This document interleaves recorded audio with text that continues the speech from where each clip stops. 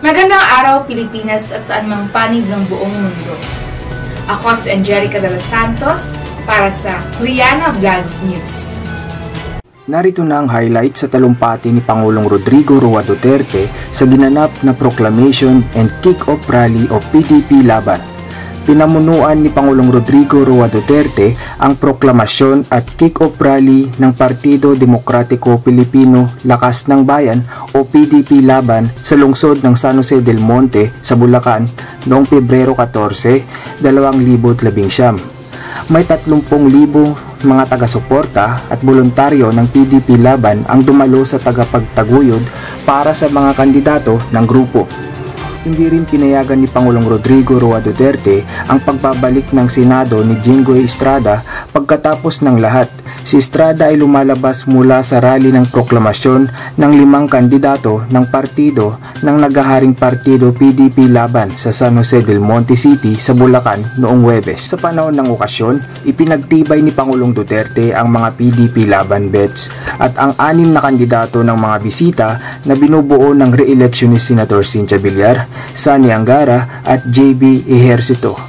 Representante ng Taguig Pia Cayetano, Ilocos Norte Gobernador Amy Marcos at mga awit na si Freddy Aguilar. Sinabi pa ng Pangulo sa mga reporters na hindi niya ini-endorso si Estrada halos 1 linggo matapos niyang itataas ang kamay ng dating senador sa isang kaganapan sa Legazpi City. Binang Pangulo, "Yes, because I have to be true to myself. Kung ano yung sinabi ko dito, yun na yung suportahan ko." Unquote. At dinagdag pa niya, nandoon siya sa Legazpi City event. Alang-alang naman na hindi ko siya. Even for just 1 single day, masabihan mo ng kandidato mo, 13 lahat. What is that to be a friend? We know that he has suffered, we know that he was in prison. Unquote. Si Estrada ay nakipagsundo mula Setyembre 2017 kaugnay sa kanyang kaso sa plunder na kinasasangkutan ng pork barrel scam. Nagtanong kung bakit siya nagpasyang huwag i-endorso ang mga kandidato ni Estrada, dating Senador Ramon Bong Revilla at dating manunulat na si Jiggy Manicad. Sinabi ng Pangulo, "Huli, sila ay nagbigay sa akin ng signal, huli na." Sinabi rin niyang, "Actually, about almost a year ago, I was already forming the ticket, but I just played dumb. Hindi ko naman sinasabi, ganun man talaga. You're not supposed to telegraph your plans." Ang mga ulat tungkol sa pag-endorso ni Pangulong Duterte kay Estrada ay nagtanong sa katapatan ng anti-katiwalian o anti-corruption sa Chief Executive, ngunit sinabi ng Malacanang na ang dating senador ay inakala na walang kasalanan hanggang sa napatunayang nagkasala ng korte. Samantala, sinabi ng Pangulo na iginagalang niya ang desisyon ng kanyang anak na si Davao City Mayor Sara Duterte Carpio para magkaroon ng 13 na senatorial candidate na suportado ng regional party na hugpong ng pagbabago o HNP. Sina Estrada, Revilla at Manicad ay sinusuportahan ng HNP, hugpong ng pagbabago. Dinagdag rin ni Pangulong Rodrigo Roa Duterte na, "I have no quarrel with Inday actually, but I respect her decision, who among the aspirants she will choose to form her ticket. At ako naman meron din akong sariling nagustuhan along this year. Ang problema namin ni Inday is she's a politician and I am also, so we cannot agree on all, especially on all of the personalities there." Unquote. Pangulong Duterte nagsalita na rin sa pagkakaresto ni rapper CEO Maria Ressa. Narito ang kanyang komento o pahayag. Well, you know, once a case is filed in court, unless it is one of the offenses that can only be what you would call released through recognizance on your own, which are really very few. Once the rule is once the case is filed in court, talagang ano yan, yung lalabas ang warrant. So they're saying it's an pero kung sabihin mo na what can you say, I cannot say anything. I have yet to read. May nagsabi sa stage kanina, but same answer. I cannot give you an opinion or say anything. Because they're saying, and some of international journalist organizations are saying this is an attack on the media. Blaming the administration for it. Tosos Mario Sir. Apart from it, actually, I do not relish o babae pagkabata. Hindi ko kilala yan si Deng. Frankly, I do not know him and what prompted him to file a case. I've been mayor for so many years. I've been the subject of all kinds of attack, personal and whatever, silly and everything.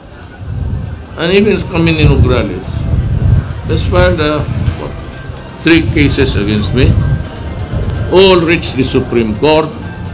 I was acquitted on procedural and substantive. Yan Duterte versus Sandigan, that's a leading case. Kasi dinbanda ako ng Sandigan, so I went to the Supreme Court on certiorari. I was acquitted. Yung isa, about the teachers program na binigyan ko ng added French benefits. Dinimanda rin niya ako. This is the Supreme Court. So what's wrong in giving money and goods to teachers?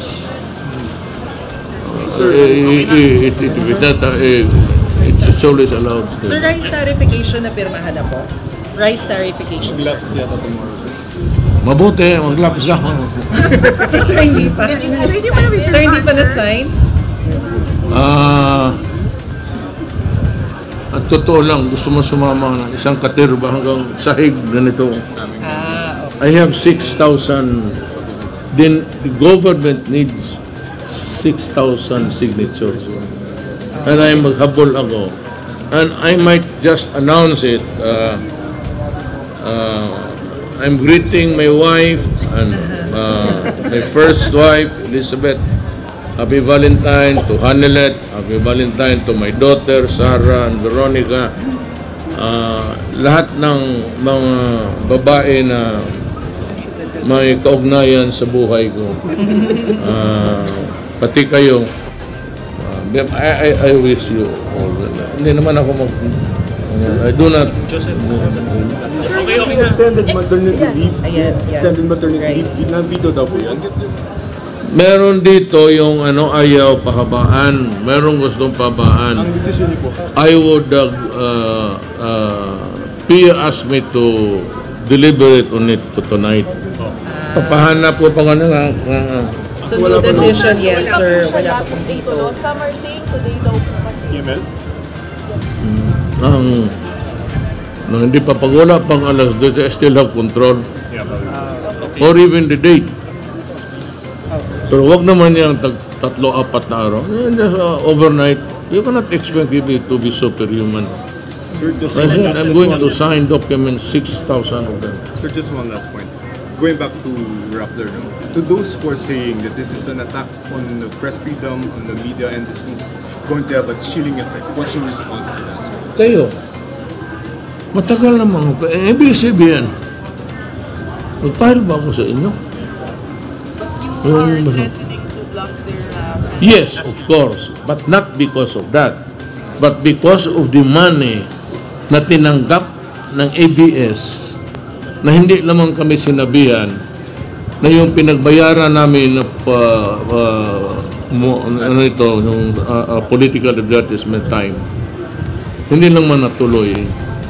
At kung hindi ko sila inatake, hindi naman na isauli yung pera. You cannot operate a network like that. And it's not only me. Sis Escudero, ako, marami yan. Just about 15 others na ginawa nila. Gano'n. Thank you.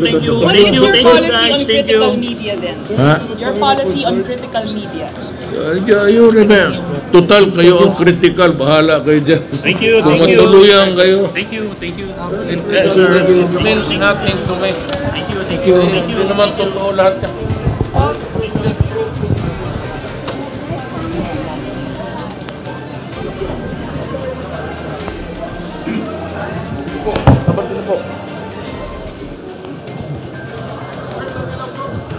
Sir, excuse me po.